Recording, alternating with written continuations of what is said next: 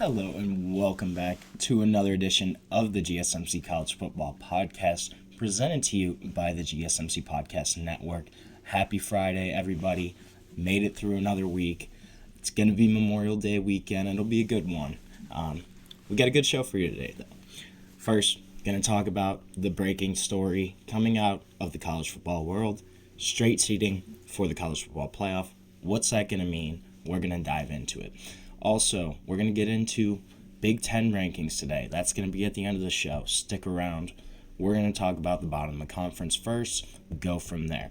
We're also going to discuss the Elite 11 today, the premier quarterback competition for high school recruits, prospects. This is a big deal. The rosters got finalized. We're going to break down some of those guys that are going to be at the Elite 11. But first, before I get into anything else, I want to remind everybody, this show is all about you. We want to hear your comments, your questions, your insights. We want to make it as interactive, as exciting as possible. Now, one easy way to do that, if you're on YouTube, you can use the Super Chat feature. To use the Super Chat feature, all you have to do is click the $ at the bottom of the chat box, type in your message there, send that in, and this guarantees that your message gets on the air, gets read live. It's also just a great way to support our channel, support what we're trying to build here at GSMC. We couldn't do what we do without your ongoing support, and we're so grateful to have you all here as a part of our community at the GSMC Podcast Network. If you're not on YouTube, if Super Chat's not your thing, you can also go to gsmcpodcast.net to comment, leave a question there, or tip or donate. Again, that link is gsmcpodcast.net. Now, let's get into the big story of the past 24 hours, I'd say. This actually broke when I was live yesterday, so did a little bit of a preview on it. But college football playoff leaders, the executives, the decision makers, the big guys, they all decided unanimously to move to a straight seeding model for this year's 12-team college football playoff format. This is a big deal. It's going to reward the committee's top 4 ranked teams with byes rather than the 4 highest ranked conference champions. The 10 FBS commissioners of all the athletic conferences, as well as Notre Dame athletic director Pete Bavacqua, they all unanimously agreed to this on Thursday afternoon during a call. Last year, obviously, this was not the case. The 4 byes, those went to the 4 highest ranked conference champions, regardless of where they were ranked. So now, Notre Dame here, one of the big winners. As an independent, they are now eligible to get a top 4 seed if they're ranked in the committee's top 4. Previously, this was not the case. The highest they could get was the 5th overall seed in the college football playoff. But now, that's not going to happen. If they're in the top 4, they get a bye. So, it is interesting to note that last year, all 4 teams that got a bye lost in their first matchup in the college football playoff. Whether that was a case of just being off for too long, they haven't played football in about a month, or a case of just interesting matchups, whatever it was, all 4 teams that got a bye actually lost last year. So was the bye really worth it? That's a conversation for another day, but it's still no question an advantage to get your team healthy, to have time to prepare, game plan for a long college football playoff run to win the championship. Last year, Ohio State had to win 4 games. Getting that bye, you only have to win 3, but still, that's another month of football that you previously did not have in the college football playoff, in the college football season, really. You played your 12 regular season games, maybe you have a bowl game, but it wasn't going through a 3-4 game gauntlet. It's a completely different beast, completely different animal. So having that bye, it's a big advantage just for getting your team right, getting healthy, having a couple weeks off. You get to prepare more intensely for your potential opponents. It's a big deal. An interesting thing that I thought here was the group agreed to maintain the $8 million financial commitment to the 4 highest ranked conference champions. They got $4 million for reaching the playoff, so for winning their conference essentially, and $4 million for reaching the quarterfinals. So that was just kind of the commissioner's way of at least for this year, holding to that commitment that they made financially to those institutions, such as Boise State, Arizona State, two teams that received that chunk for winning their conference, for getting to that round, that quarterfinal round of the college football playoffs. Last year, if you look at it, Boise State, Arizona State both earned top 4 seeds and a first-round bye as two of the 4 highest-ranked conference champions. Boise State, they were ranked 9th, however, in the committee's actual rankings, but they were seeded 3rd. Arizona State ranked 12th in the committee's rankings, but they get the 4 seed in that final bye. If we had gone to this last year, it would have been Oregon 1, Georgia 2, Texas 3, Penn State 4. Those would have been the top 4 teams. Those would have been the 4 teams that would have got the bye. And this has been something that has been contemplated as a change for months now, especially after we saw kind of how the initial 12-team playoff played out in those first-round matchups, and then kind of what happened in the second round too, where Oregon, Georgia, they both kind of had rougher matchups than they probably would have if they had straight seeding opponents. This had been something that had been really a top discussion of change for this upcoming year. And there's kind of overwhelming support for this. Pretty much everybody wanted to go to straight seeding. However, some commissioners, they were kind of hoping to tie it into the bigger conversation of just how the format's going to lay out in 2026 and beyond. We don't know. We have no idea. That's another thing worth noting, is this is the last year that we actually know what the college football playoff is going to look like. There's nothing set in stone past 2025. 2026 could look completely different. It could be 16 teams. It could be 14 teams. It could still be 12. We don't really know. But it's probably not going to look the same, realistically. So at least for this year, this is how it's going to shake out. Obviously, no decisions were made on this call about the future format. It was strictly about 2025 and this kind of straight seeding change. There's still a whole lot of discussion. The commissioners are really trying to put everything on the table right now, so that everyone kind of knows where each other's coming from. But there's obviously still a lot of discussions ongoing about what's going to happen to the future of the college football playoff. I want to look at, too, if last year was straight seeding, just to kind of give a comparison of how it might have shaken out a little differently. So the first round then, it would have been number 12 Clemson at number 5 Notre Dame. Rather than Notre Dame playing Indiana in the first round, they play a Clemson team that just barely snuck in to the college football playoff. Then Arizona's the 11th seed. They have to go to Ohio State. That's an intriguing matchup. And then a big winner here is Tennessee.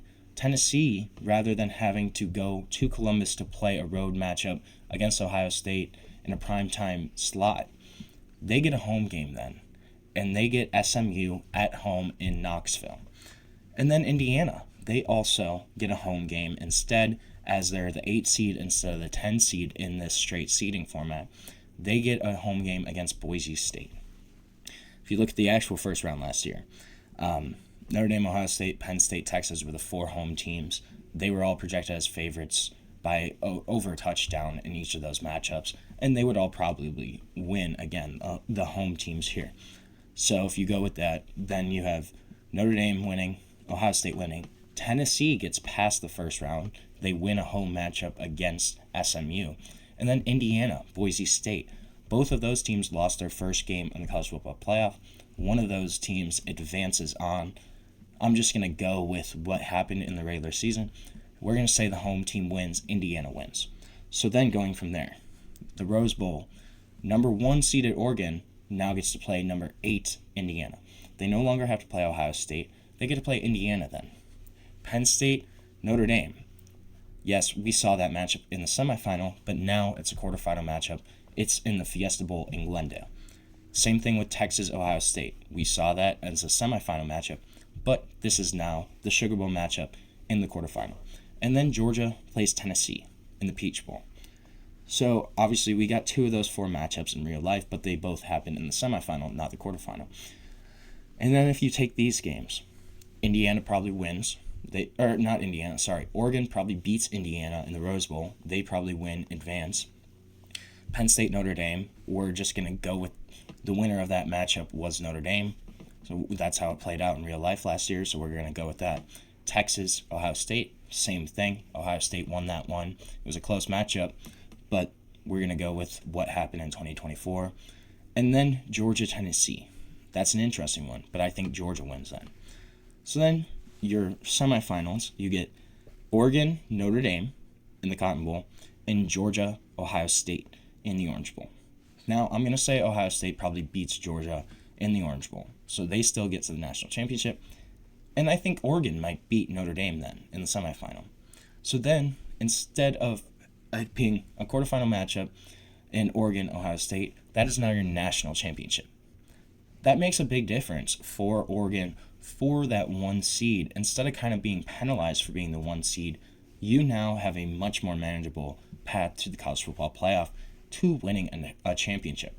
It's rewarding the regular season. It's rewarding your success throughout then.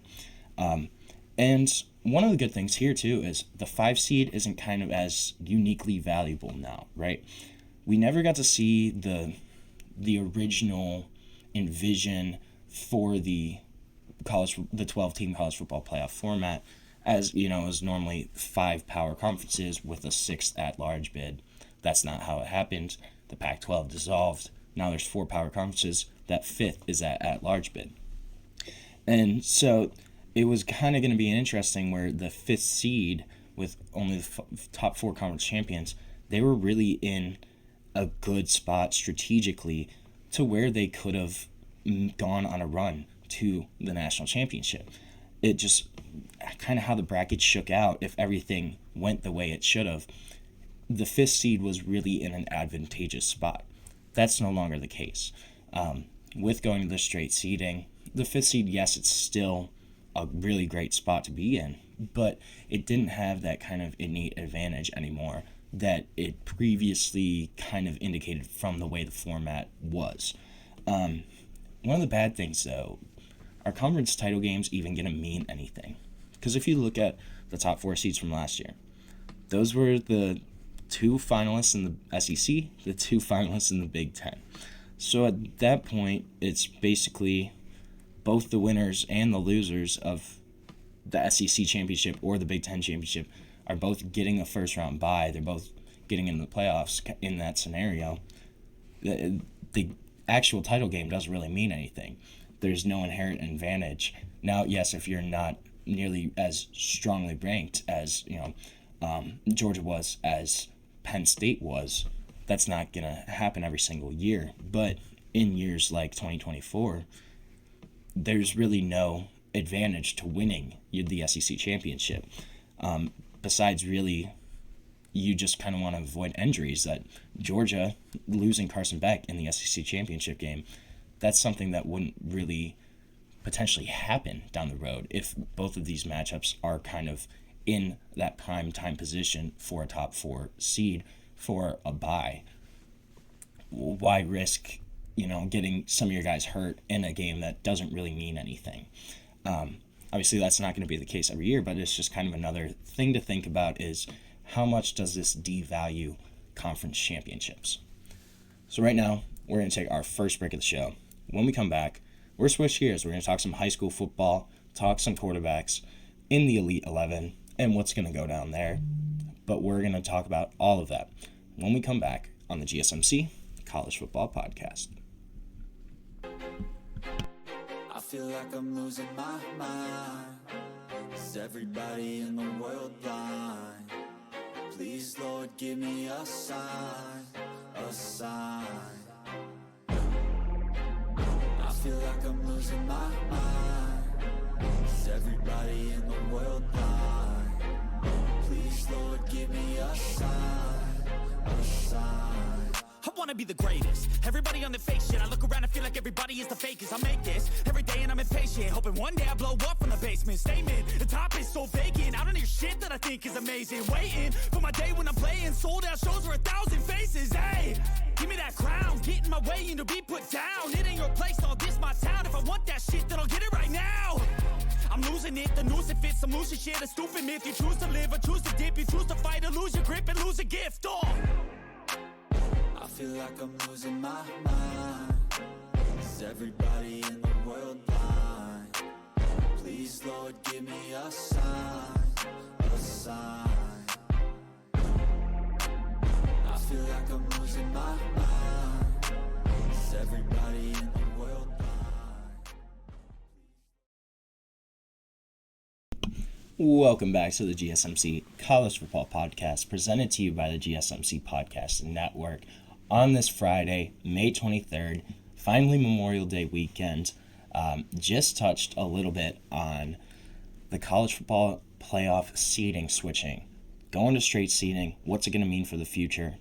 We're going to switch gears. We're going to talk a little bit about some high school quarterbacks now in the Elite 11 roster. But before I dive into that, I just want to quickly remind everybody that this show is all about you.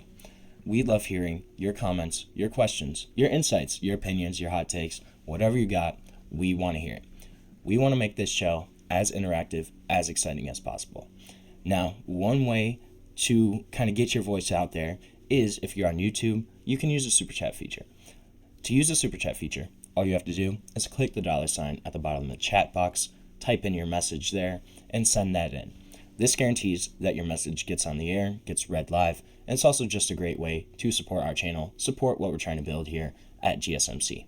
Now, if you're not on YouTube, if Super Chat's not your thing, you can also go to gsmcpodcast.net to tip, comment, donate there. Again, that link for the website is gsmcpodcast.net. Now, let's dive into the Elite 11. So, the Elite 11, the rosters just came out for the quarterback competition. If you don't know, the Elite 11, it's probably the biggest circuit quarterback competition in the United States, I would say. This is a big-time deal. It's going to take place June 17th to 19th and in Manhattan, or at Manhattan Beach High School in California. This is headlined by a bunch of the top guys, 5-star quarterbacks. This always brings out the best of the best, and it's where they go one-on-one pretty much, showcasing their quarterback talents, showcasing who's the future. If you look at, this is a competition that has had multiple number 1 draft picks at the quarterback position, going back to Matthew Stafford, Andrew Luck, Jameis Winston, Jared Goff, Kyler Murray, Trevor Lawrence, Bryce Young, Caleb Williams, all Elite 11 quarterbacks. So this is a big competition. This is a big deal. And this kind of shows us who could be up next. So the rosters came out, and I kind of want to just highlight some of the guys that I saw on there, some of the big names, some of the under the radar guys too. First off, Faizon Brandon, headliner, 24/7's number 1 overall prospect in 2026, number 1 quarterback, kid from Greensboro, North Carolina. This kid's a baller though. He just committed. He committed last year actually, but this is going to make Tennessee fans quickly forget about the whole Nico Iamaleava drama. This is a guy that earned Gatorade and Max Preps Player of the Year in North Carolina as a junior last season, led his high school Grimsley to a 16-0 record, 4A state title, 77% completion percentage, 2,800 yards, 35 touchdowns to 2 interceptions. 35-2. That's a 17-1 touchdown to interception ratio. That's pretty incredible. Also, 625 yards on the ground, 9 rushing touchdowns as well. This kid's the total package, a big-time pickup for Tennessee, and a guy that pretty much checks off every box as a quarterback. Has the arm talent, has kind of the dual threat athleticism. Not a guy that's going to take off all the time, not a true scrambler, I would say, but a guy that when he needs to, he can make plays with his legs and is much more athletic than people give him credit for as a runner. Gonna light up scoreboards, just kind of has that arm strength, that athleticism to put up stats across the board. He's got a really sturdy base, passing-wise, super smooth release, and he just rips the ball all across the field. Hits different corners of the field easily, able to kind of level the ball. And at times it kind of jumps out of his hands as he hits his short, intermediate targets. That's going to be something he might need to work on, is his touch a little bit. But this is a guy that is a big quarterback prospect, a kid that's super exciting, should really kind of showcase his talents And especially if he can showcase a little more of that touch in the shorter, intermediate kind of game, this could be a guy that very easily takes home award winners at the Elite 11. Another guy, Keisean Henderson. Now, Keisean Henderson, super interesting prospect for 2026. This is a guy that 24/7 has as their number 3 overall prospect in the class, number 2 quarterback, but he might not be a quarterback. This is a guy that when you look at him, he's got unique athleticism at the quarterback position. Super strong track and field data and raw numbers from testing there. Super kind of dangerous improvisational threat at quarterback, especially when he gets off schedule, kind of just able to make things happen just instinctively, just because of the kind of athlete he is. And he's a guy that also his feel for the quarterback position really took noticeable strides in 2024. This is a guy that can play a bunch of different positions across the field. One of the most intriguing prospects in the 2026 class, regardless of position. Other schools, other programs right now are trying to get him as an athlete. They don't want him as a quarterback. He's that dynamic as an athlete. And that's not just, Conference Sun Belt. It's not just Group of 5 teams that are trying to get him as an athlete. These are the Oregons, the Alabamas, the Georgias, the blue bloods of the sport. They want Keisean Henderson as an athlete, not as a quarterback. That just shows you how dynamic he is. And if he can kind of fine-tune that quarterback position, if he can fine-tune the mechanics, the actual physics of being a quarterback, not just being an athlete on the football field, this is a guy that has crazy high upside. And he didn't have bad passing stats last year. 66% of his passes completed, 2,700 passing yards, 25 touchdowns. And he led his high school legacy in Spring, Texas to a 7-4 record. But that's high school football outside of Houston. That's a tough place to win a lot of football games, even if you are a 5-star quarterback, a 5-star athlete. Keisean Henderson, though, can he kind of show that he's fine-tuned some of those passing mechanics? Can he show that he's taken another stride in his feel, in his touch, in his ability as a quarterback at the Elite 11? That's what we're going to be looking for out of Keisean Henderson for sure. Can he kind of fine-tune what makes him so special, what makes him so unique at that quarterback position? Another 5-star guy that we're looking at that's going to be there is Dia Bell, son of former NBA player Raja Bell. This is a kid that's number 24 overall for 24/7, number 5 quarterback, out of Plantation, Florida, plays for American Heritage, which is a really strong program out of Florida, and currently committed to Texas. After Arch Manning, look for Dia Bell to be the next guy up. 70% of his passes completed last year, 29 touchdowns to 6 interceptions. He's 6'2", 215, got really good size for the position, and also kind of adds a dual threat ability. We started to see this more and more out of high school quarterbacks coming in. They're able to use their legs. They're dynamic athletes. This is a guy in Dia Bell that ran for 560 rushing yards last year on 67 carries, 5 rushing touchdowns. So another guy that can use his legs when he needs to. And committed to Texas last year, June 17th of last year. So a hard Texas commit, a guy that's only visiting Texas moving forward. This is the guy that the Longhorns are really trying to build their 2026 class around. He's a crafty quarterback, really well-rounded game that's kind of shown year-to-year improvement. He's really calm, collected in the pocket, isn't going to flinch in the face of pressure, and he kind of uses his above average athleticism to extend plays, get out of the pocket, and just kind of make stuff happen when everything breaks down. Got a really smooth stroke, cleaner mechanics, and it allows him to kind of layer the football to the second, to the third levels of the football field. Really has plenty of touch on the deep shots. I think a lot of it's probably, honestly, from his father having the basketball background, having to put touch, different speeds on balls. That's something that you do a lot in basketball, and that's something that can translate when you're kind of taking that point guard approach of just distributing, getting it to your spot. That's something Dia Bell does really well. And the Elite 11 not having pressure in his face, that could really kind of showcase his talents of just being smooth, calm, collected. He doesn't need to worry about anybody in his face, so he can take his time and just kind of do his thing. Another guy that I think is going to be kind of interesting to watch is Jake Fette, 4-star, and currently committed to Arizona State. Now, this is a kid that's the 5th highest quarterback recruit in Arizona State's modern recruiting era, which is since 2000. Really kind of raised his play last year. Goes to a high school outside of El Paso in Texas.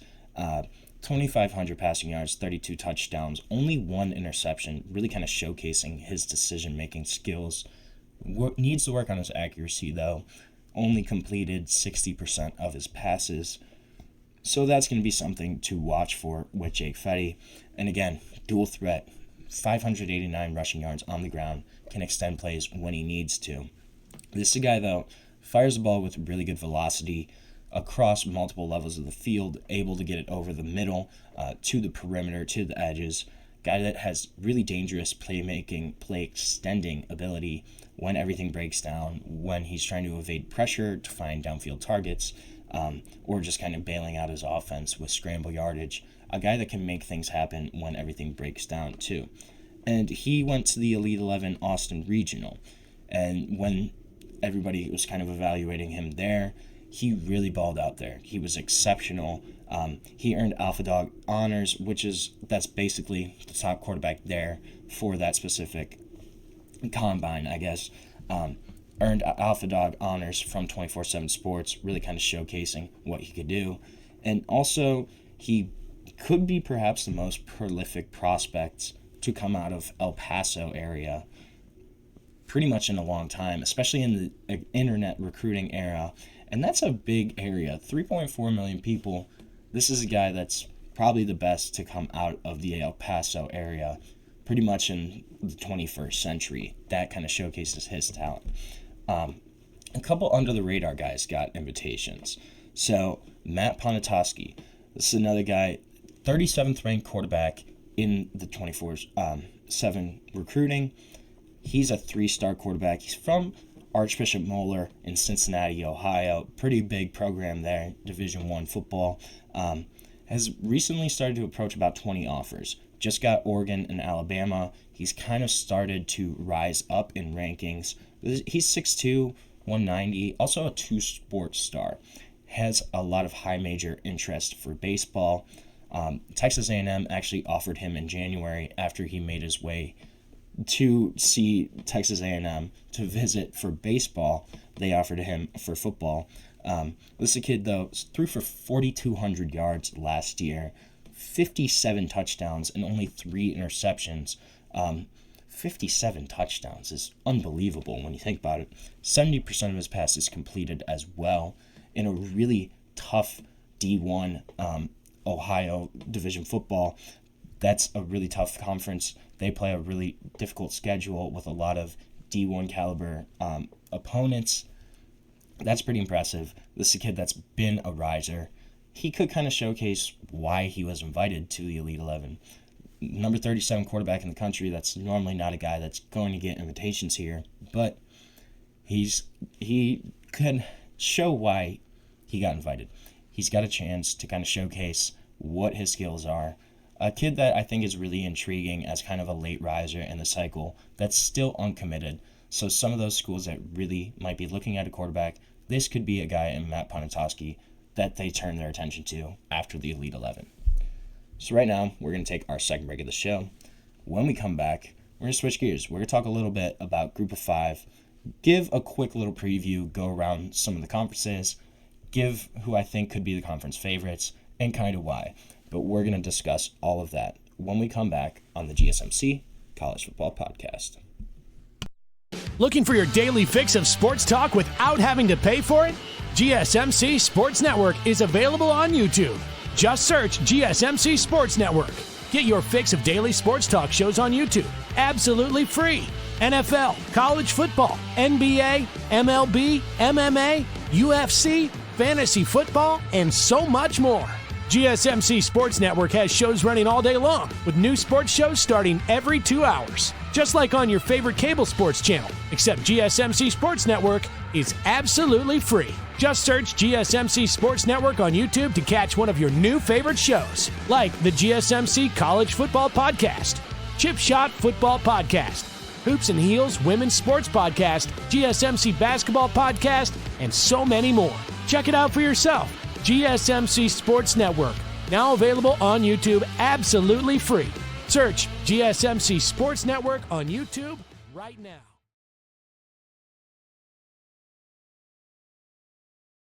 Welcome back to the GSMC College Football Podcast, presented to you by the GSMC Podcast Network on this Friday, May 23rd. Just touched a little bit about the Elite 11. Some of the quarterbacks there, probably the biggest quarterback competition in the country. Big deal. We're going to see a lot of big-time prospects from 2026. But right now, we're going to switch gears. We're going to talk a little bit about the Group of Five. Give a quick little preview. We're not going to dive super in-depth into any of the specific conferences right now. Just going to kind of go around to some of the bigger Group of Five conferences and kind of discuss who could potentially be title favorites, who could potentially be one of those teams to get an at-large bid this upcoming year for the college football playoff. And so last year, it kind of felt like Boise State was just a cut above the rest of the Group 5. Just the way they were built in that race to land the Group of 5 playoff bid, it kind of seemed like they were just, it was destined that it was going to be Boise State. The talent that they had, obviously you have a player like Ashton Jeanty, unbelievable, one of the best players in college football history. That's going to help your team, obviously. But this year, you lose Ashton Jeanty. Yes, Boise State, they're still going to be up there. There's no question about it, but it's a lot more muddled. It's a lot more intriguing on who could potentially emerge from the Group of 5. American, Sun Belt, there's going to be a lot of potential threats here, right? Potential programs that could rise to the occasion. Mountain West, obviously there's Boise State. There's a couple other ones as well. And then, could there be a MAC team? I don't know. Maybe. It's possible. But when you look at the American, right, you have a couple favorites who are going to be at the top. So there's obviously going to be Memphis. Memphis coming off a disappointing 2024 season in which they really kind of pushed all their chips in. They had Seth Hannigan back for their last year, had a couple other guys that were in their last years of the eligibility in 2024. They still won 11 games, but they finished third in the American. Obviously kind of a disappointment then. I would still probably give them a slight edge right now. The job that Ryan Silverfield's done with Memphis, how consistent they've been during his tenure, I think they're going to bounce back this year and still be a really solid Group of 5 program. Then you have South Florida. South Florida's pretty intriguing. They are certainly have built up in the past few seasons. They could potentially be one of those top 2 or 3 teams in the Group of 5. Tulane. I think Tulane's going to be really intriguing. Yes, you lose Darian Mensah, your quarterback, goes to Duke. That's a big loss. But you have John Summerall there as the head coach.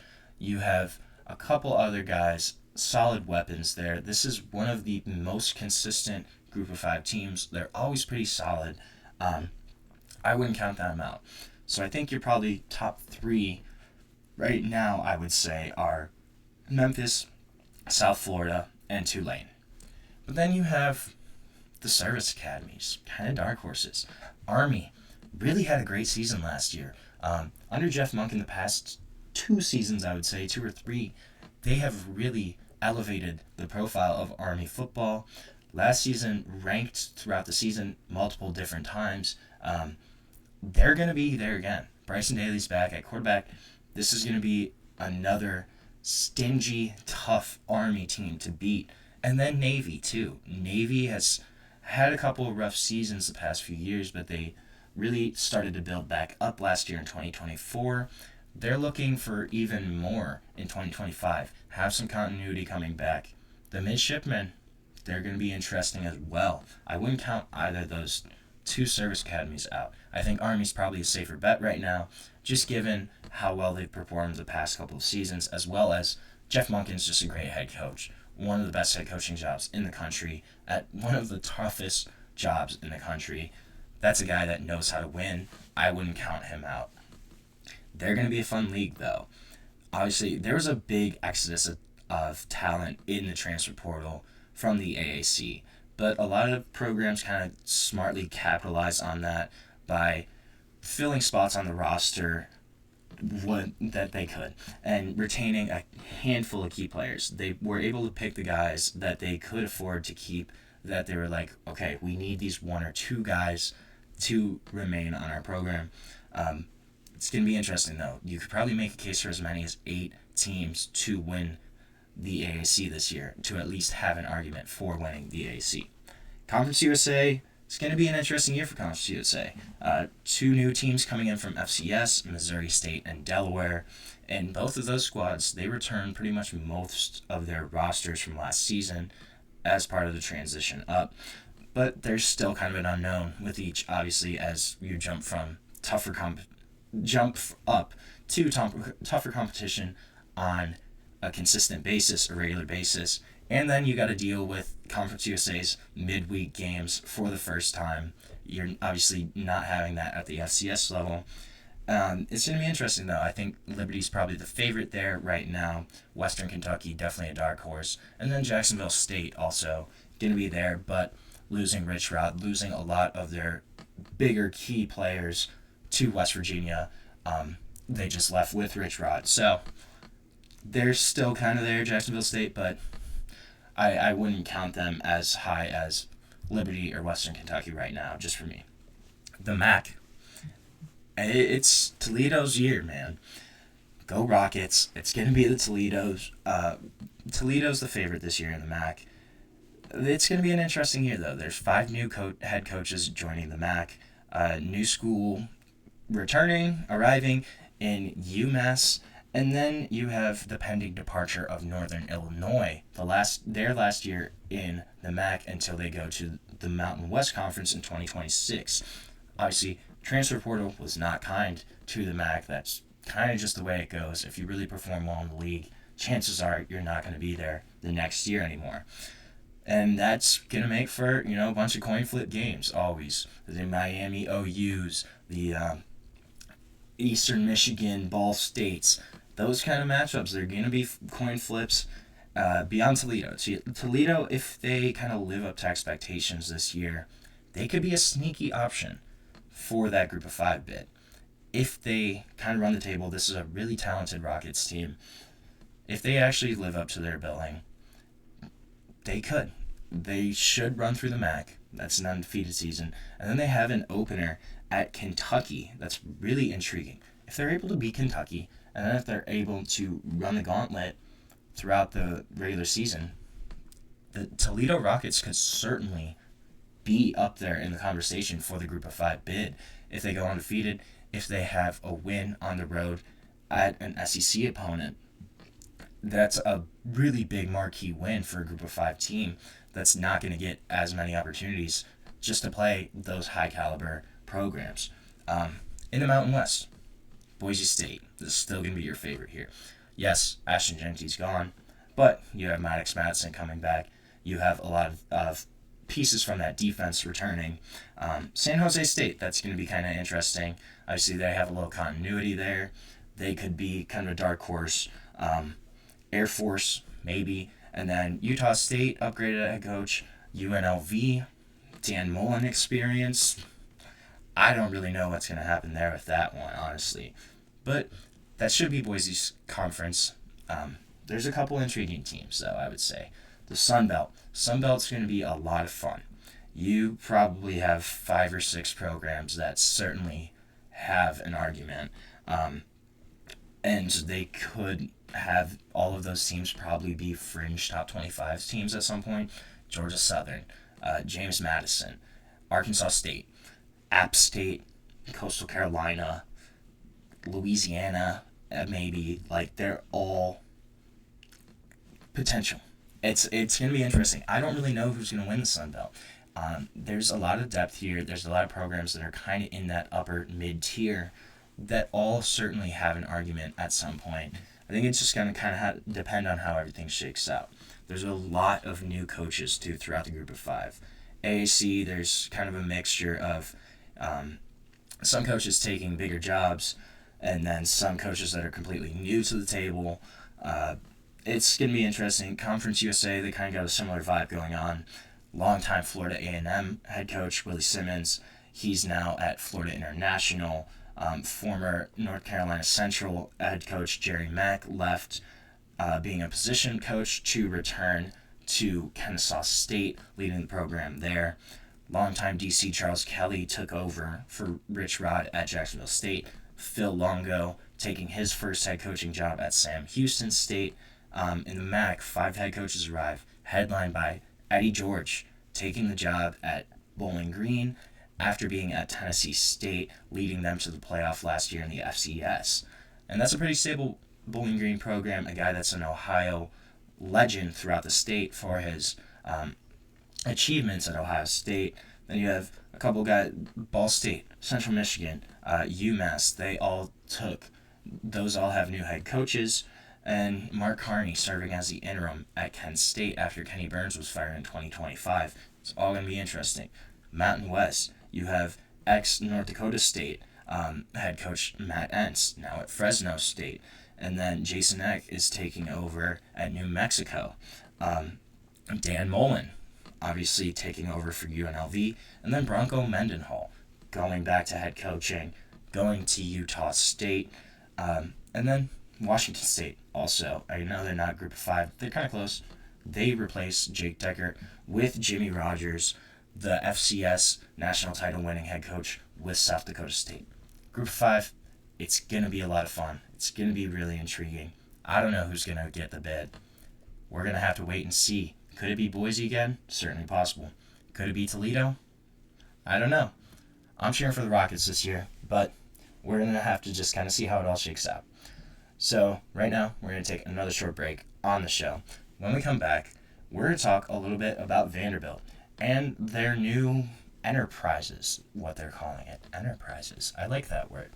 But we're going to dive into that when we come back on the GSMC College Football Podcast.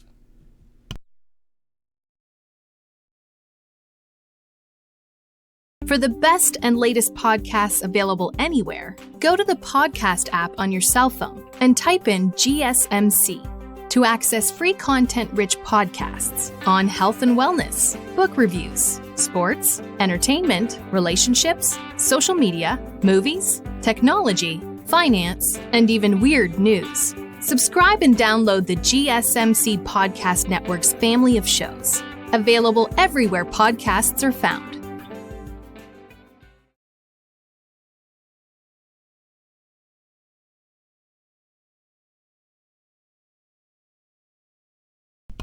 Welcome back to the GSMC College Football Podcast, presented to you by the GSMC Podcast Network. Happy Friday, everybody. Today is May 23rd. We're at the end of another long week, but we're going to keep going. We're going to talk a little bit now about Vanderbilt and kind of what they're doing with this new business venture that they just announced.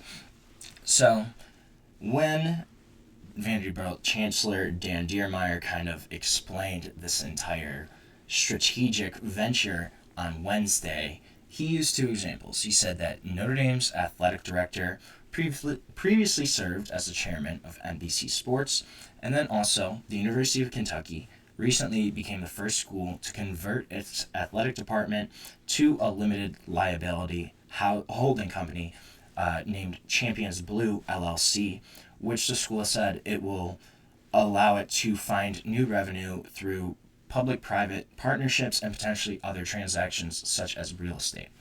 So those were the 2 examples that Vanderbilt Chancellor Dan Diermeyer gave on Wednesday in explaining Vanderbilt's creation of a strategic initiative called Vanderbilt Enterprises, with longtime hospitality industry leader Marcus Schreier hired as the CEO.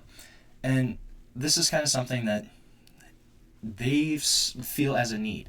The professionalization of college sports, of college athletics, it's something that's going to continue and going to go well beyond the realm of athlete compensation. It's not just going to be about paying these players. It's going to dive into media, just a ton of different avenues, ventures this road will lead down is this increasing professionalization. And so Vandy's kind of the latest school, not the first, not the last, but the latest, to kind of take a creative approach with the creation of this Vanderbilt Enterprises strategic initiative. And Diermeier, he said his real inspiration wasn't too far from where he was speaking Wednesday, which was in London.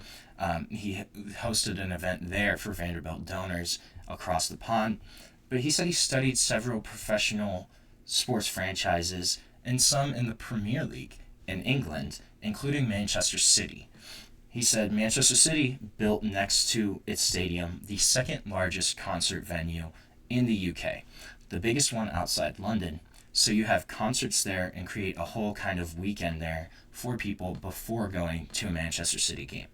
And then Diermeier said of a complex that also holds a hotel, a museum, and a fan zone there in Manchester right next to their stadium. He said, well, we don't have to build a concert venue. We're in Nashville. We're in downtown Nashville. And he's right. This isn't the first time that a Vanderbilt official has mentioned the idea of trying to capitalize on the tourism that comes through Nashville, especially right now. It's so trendy, especially with young people, to take trips to Nashville, and kind of as an alternative to going to Las Vegas almost. It's been kind of this tourism haven that's really started to boom in the last 10, 15 years, I would say. But it just kind of bustles right outside the walls of Vanderbilt. The school's literally pretty much in downtown Nashville. They're right there. They're right next to this tourism haven, this lucrative multi-million-dollar kind of industry of tourism in this really nice, really trendy city to visit in the U.S. And so, but this is the first time, yes, this is the first time that they kind of acknowledged, mentioned the idea. This is the first time that they're actually doing something about it. This is the first time that those words of, yeah, we're right next to this, why don't we capitalize it? They're actually being accompanied by an actual strategy and investment, capital funds. The idea here, Diermeier said, is for Vanderbilt Athletics to be part of the equation for the tourists coming to Nashville. And for visitors who are in town for business conferences, for young families, young professionals who aren't necessarily alums or longtime fans of Vanderbilt, but are in the Nashville area. They want Vanderbilt Athletics to become a part of that equation. Right now, you have the Predators, you have the Titans, but there's no NBA team, there's no MLB team, at least for right now.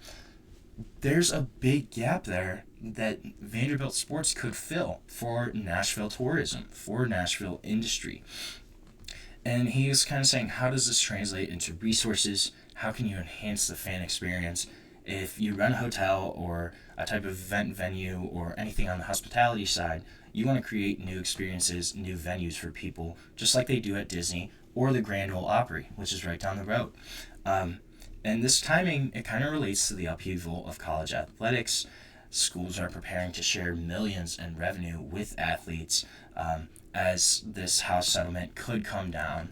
We're not sure. It still hasn't been approved yet.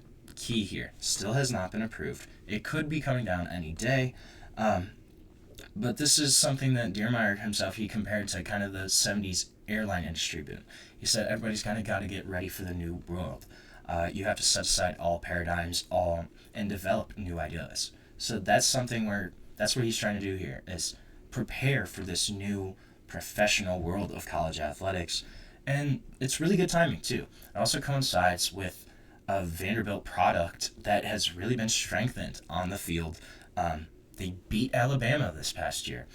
They stormed the goalpost down the streets of Broadway, threw it into the river. That didn't hurt, he said, and he acknowledged that whole kind of scenario, the greatest win in football in Vanderbilt history, that didn't hurt at all. That's going to really enhance the product, enhance eyeballs, bring more to Vanderbilt athletics. And so in the 5 years under Diermeier and athletic director Candace Lee, hundreds of millions of dollars has been raised for facilities to be transformed, for athletics here at Vanderbilt. They're renovating their football stadium. Yes, that's been a running joke for now. I don't even know how long, but that's a big time transformation that they're doing to their football stadium. And their most important teams have really gained momentum. Football is obviously king, especially in the SEC. And beating Alabama, winning a bowl game, that's huge. Both the men's and women's basketball teams made the NCAA tournament this year. Massive. And then baseball. Obviously, baseball that's what they're known for in terms of sports. If you know anything about Vanderbilt baseball, that's an outstanding program, consistently elite. If they can make a big run this year in the college baseball World Series, that's a lot of positive forward momentum for Vanderbilt athletics. Candace Lee has been one of the 5 finalists for Athletics Director of the Year, and Danny White from Tennessee won the award this year. She also was named Athletic Director of the Year previously by the National Association of College Athletic Directors. So this is an AD that's respected throughout the industry, that knows what she's doing. And then kind of bringing in Marcus Schreier is really an interesting move. But if you look at what they're trying to talk about, the language of kind of what Vanderbilt's saying, it makes a lot of sense. This is a guy that is a hospitality guy, brings a lot of that experience, has more than 25 years of global experience in the hospitality industry, and he kind of specialized in brand development, innovation, and experience design across 40 countries, 20 luxury brands. He recently served as Chief Development Officer and Managing Director of Proper Hospitality, and has worked for Marriott before. This is a guy that knows how to build brands, knows how to be hospitable, how to incorporate that into different projects. That's really what Vanderbilt's trying to do. They want to bring kind of a hospitality element to Vandy Athletics. They want to build that brand, to build them up into something more than kind of what Vanderbilt has been known for in terms of athletics since I've been alive, pretty much. They want to bring respect, and they want to utilize the beautiful, booming city in Nashville that their university calls home. They want to utilize that for once, for finally, and take Nashville, take what you have, and use it to your advantage. And if Vanderbilt does, this could be a program, an athletics department in general, that really starts to thrive, starts to kind of generate and build momentum in the new era. It's very possible, and this business venture could just be the first step in that transformation of Vanderbilt athletics. But we're going to have to find out kind of how it all shakes out. Will this be something that actually really does anything for Vanderbilt? Will this new kind of strategic initiative fall through? Will it make any kind of impact for Vandy? We don't know yet, but the way they're talking about it, the way Dan Jeremeyer's talking about it, Candace Lee, their vision, it's at least a plan, it's at least a step forward towards kind of some really positive momentum for Vanderbilt, for the future of their athletics. We're going to have to see how it all shakes out, but it's at least a really great first step. So right now, we're going to take our last break of the show. When we come back, we're going to start Big Ten rankings today. We're going to start the programs, start at the bottom, and work our way up. But we're going to dive into all of that when we come back on the GSMC College Football Podcast.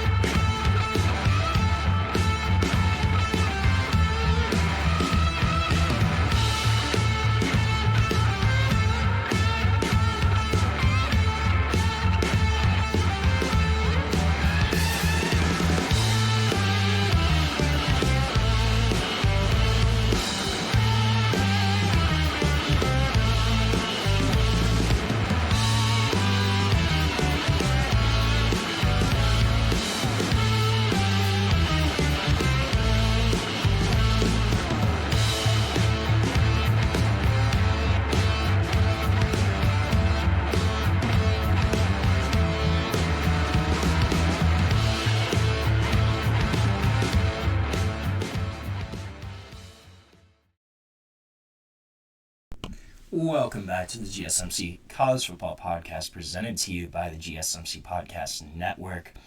Happy Friday, everybody. We're at the end of the show now. We're going to finish off by talking about the Big Ten. We're going to start our program rankings today, start at the bottom, and work our way up. Y'all know how this goes at this point, but we're going to start 18. Sorry, Boilermaker fans, but it's got to be Purdue. Purdue, well, the plus is things can't get much worse, right?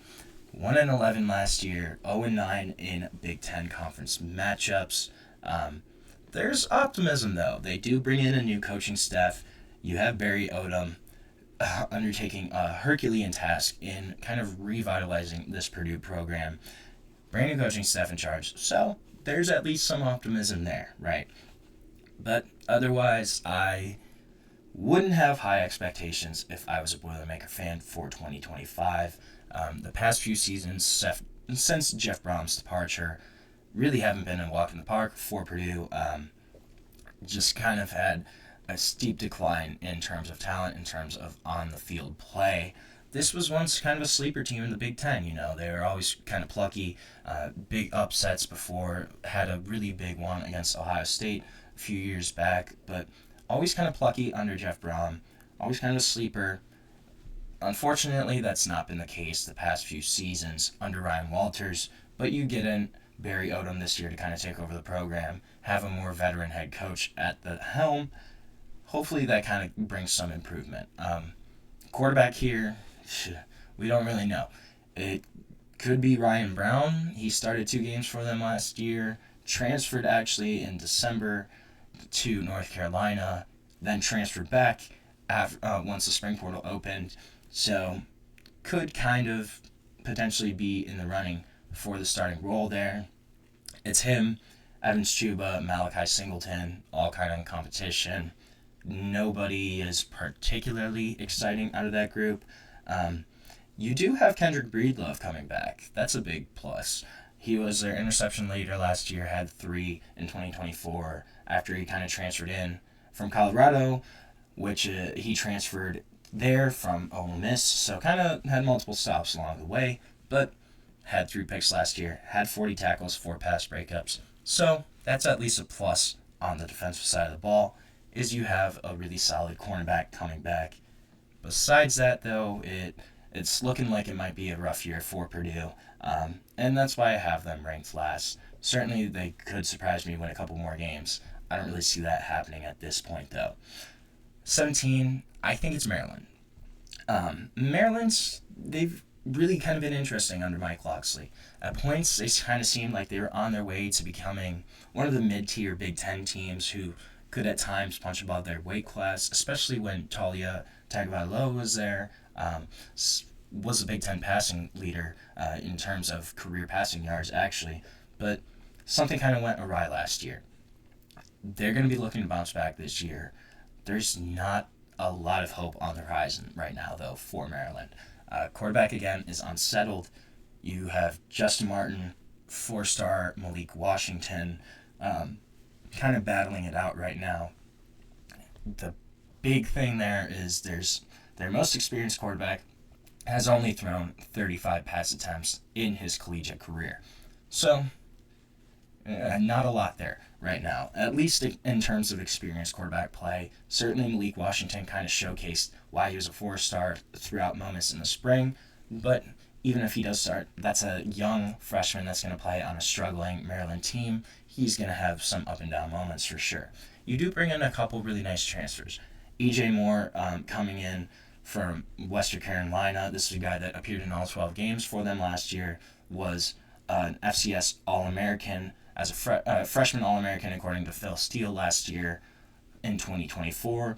Had 18 tackles, 3 tackles for loss, 4 quarterback hurries, also recovered a fumble. And this was a guy that's young, had a really solid freshman year at Western Carolina, obviously stepping up in competition this year, going from the FCS to the Big Ten, but a guy that's got 3 years of eligibility, could really kind of grow into a role there on the defensive side of the ball for the Terrapins.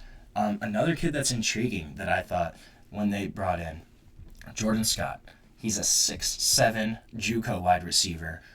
Was number 6 overall in ESPN's JUCO rankings. And according to 24/7, number 2 JUCO wide receiver in the country, number 12 overall JUCO player in the country. And JUCO rosters, man, there's some talent there. So this is a guy that's really intriguing. Spent the winter and spring semesters at Florida State and kind of re-entered the portal. Now he's at Maryland. A guy that had 20 catches last year, 350 yards, 4 touchdowns at Southwest Mississippi Community College. Has 2 years of eligibility remaining. I just think he's intriguing as a 6'7" wideout on a team that really doesn't have a ton of top-level kind of skill possession guys that could make a difference. That's a guy that could potentially step into a role there for the Terrapins.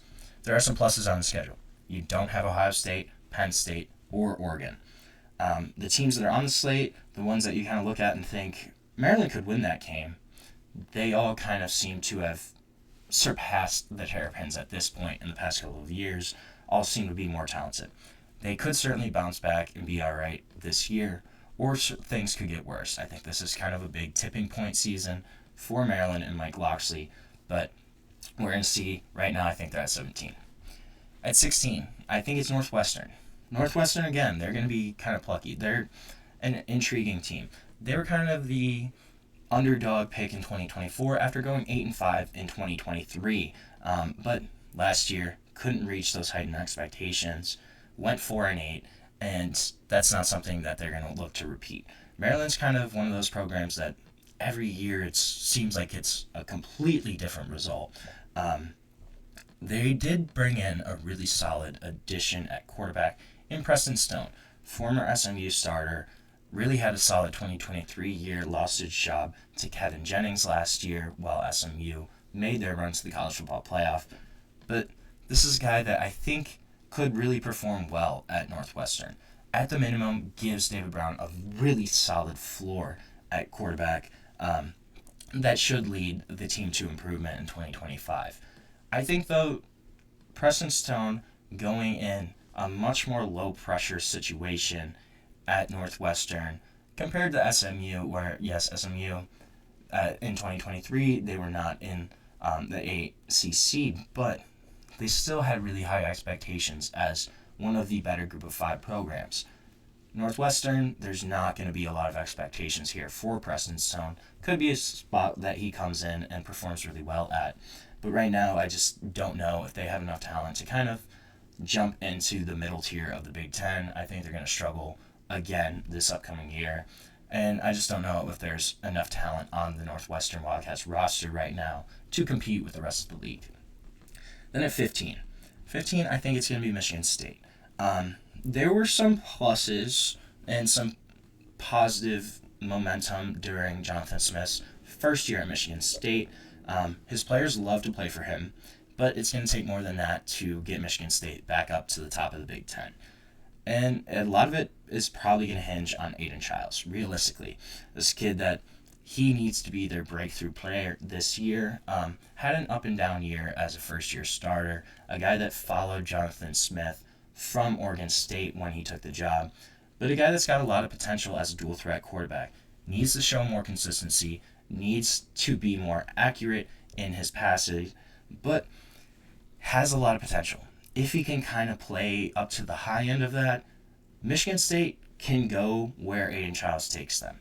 I think their high end is probably a 7 or 8 win team, but if Aiden Childs performs really well, the ceiling of this Michigan State roster is really kind of raised. It's just going to kind of be up to him and what happens. They also have a couple guys on defense, though, that are really great pieces. Linebacker Jordan Hall, 3rd season on the team, going to be the heart of that Spartans defense, is kind of expected to take a big leap in 2025, too. Over the last 2 years, he's had 91 tackles, 4.5 sacks.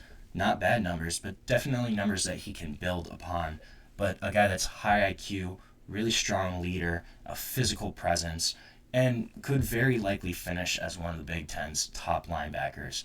A guy that's going to patrol that middle of the defense for Michigan State and really can be an impact defender. Malik Spencer, he's quickly become one of the most dependable guys in that secondary for Michigan State. Started every game last year at safety, returns to the defense as a leader, has valuable experience, and is really versatile. Is able to play free safety, plays nickel corner, and can even play boundary corner when he needs. And a great tackler, too, at the secondary. 117 tackles over the past 2 seasons, brings a kind of much-needed physical presence to the Spartans' defense, and heading into his 4th year with the Spartans, hoping to kind of help that group get back to a dominant level on defense. Then Jalen Thompson, junior defensive end, going to be a key contributor. He's kind of gained valuable experience over the past 2 years at Michigan State, but 6'3", brings good size, athleticism to that position, and started the Final Four games last year. He's going to be expected to really step into a major role this year and will be leaned on kind of heavily for the Spartans defense. His development at defensive end as a go-to rusher is really going to be a big spot for them on the front 7. Coaches have praised his work ethic, his quickness, and his development throughout the spring, but going to need to continue that and show it throughout the regular season. If those guys can kind of lock down each of their parts of the field, Michigan State's defense could get back to being really solid. But a lot's going to rest on who else is around them, and then on offense, it's going to be on Aiden Childs and what he can do to elevate Michigan State to the next level. So with that, we are going to end our show for today. Thank you so much for tuning into the GSMC College Football Podcast, presented to you by the GSMC Podcast Network. If you want, please remember to subscribe, like, follow the channel. And if you want, you can also go to Facebook, Instagram, TikTok, or Twitter for even more sports content, more sports updates that you love. Thank you so much, and have a great day.